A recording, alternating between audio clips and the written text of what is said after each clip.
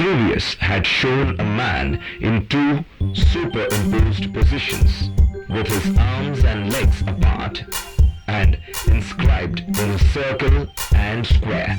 The drawings are often called the canon of proportions.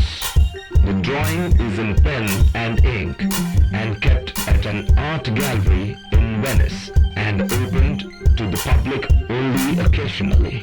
The drawing is based on the correlations of the ideal human body in relation to geometry. Vitruvius described the human body as being the ideal body to determine correct proportions in architecture. Vitruvius determined that the human body should be 8 heads high. According to Neoplatonism, in the great chain of being man is at the center of the chain, with God being at the top and all other animals in the lower rung. It is up to man to climb up or down. In other words, he chooses his path of being closer to God or to the animal. This fact is used to answer of how to square a circle and how to use the area of circle and create a square. Metaphorically, using Roman architect Vitruvius, Leonardo da Vinci claimed that the navel is center of the human body, such that when a center is drawn around, it encompasses both stretched hands and legs. Also, a square can be drawn taking crotch at the center as the height of a standstill body is equal to total arm span length. Geometry, according to him, is a beautiful language, and if the human being followed it perfectly, he can carve a beautiful line for himself. According to Vinci, Vitruvius architect puts in his work on architecture that the measurements of man are in nature distributed in this manner. That is, a palm is 4 fingers, a foot is 4 palms, a cubit is 6 palms. 4 cubits make a man. A penis is 4 cubits. A man is 24 palms.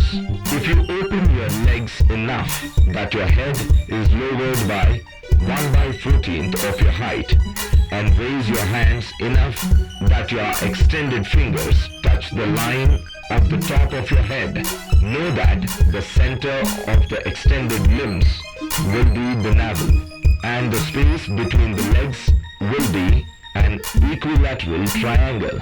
These proportions are also given by him.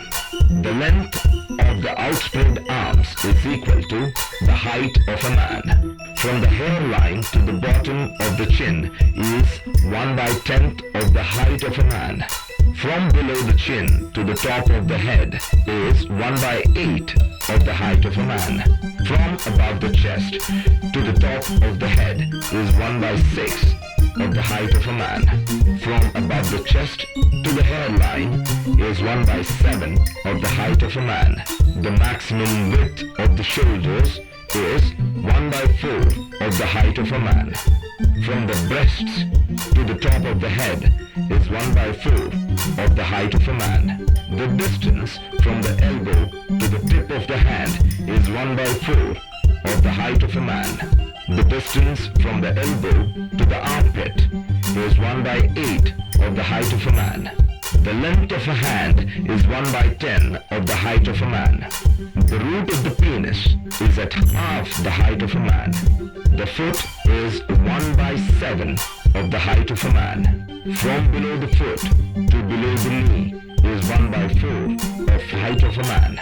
From below the knee to the root of the penis is 1/4 of the height of a man. The distances from below the chin to the nose and the eyebrows and the hairline are equal to the ears and to 1/3 of the face.